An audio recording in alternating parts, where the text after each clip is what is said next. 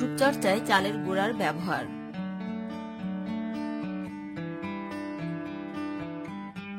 চালের গুঁড়া মানেই তো পিঠাপুলি তৈরির অন্যতম উপকরণ, তবে দৈনন্দিন রূপচর্চায়ও এর কার্যকারিতা কম নয়।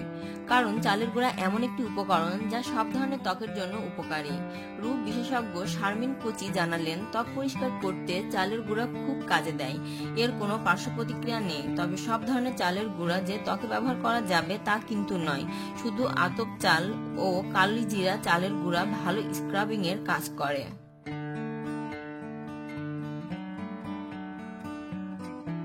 1.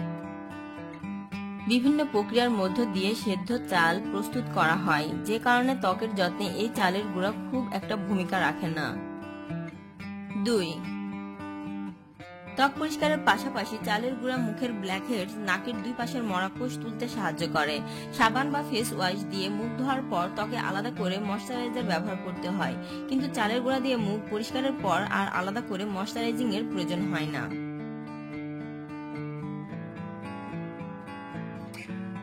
3. তৈলাক্ত ত্বকে চালের গুঁড়া ব্যবহার করতে চাইলে শুধু পানি মিশিয়ে নিলেই হবে। তবে শুষ্ক ত্বকে চালের গুঁড়া সরাসরি ব্যবহার না করাই ভালো।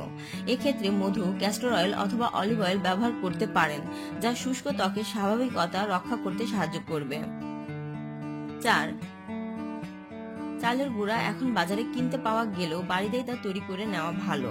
এজন্য চাল ভিজিয়ে রাখুন। 1 ঘন্টা পর ভালো করে পানি ঝরিয়ে তা ব্লেন্ডারে দিয়ে দিন।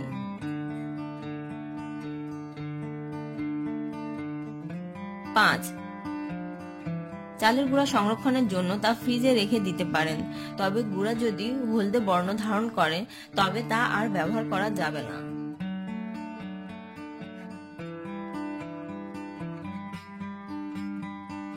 নিজের ত্বকের প্রতি যত্ন নেবেন। ভিডিওটিতে লাইক দিবেন, ভিডিওটি শেয়ার করে বন্ধুদের দেখার সুযোগ করে দিবেন এবং নতুন নতুন ভিডিও পাওয়ার জন্য সাবস্ক্রাইব করুন। আর চ্যানেলের অ্যাড্রেসটি মনে রাখবেন, www.youtube.com/viewenjoytv।